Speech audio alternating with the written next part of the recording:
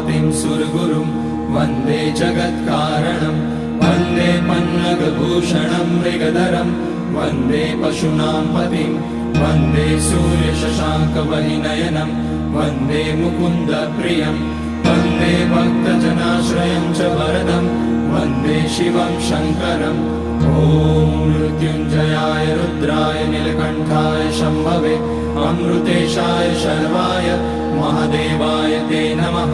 नमस्तेऽस्तु भगवन् विश्वेश्वराय महादेवाय त्र्यम्बकाय त्रिपुरान्तकाय त्रिकाग्निकालाय कालाग्निरुद्राय नीलकण्ठाय मृत्युञ्जयाय सर्वेश्वराय सदाशिवाय श्रीमान् महादेवाय नमः।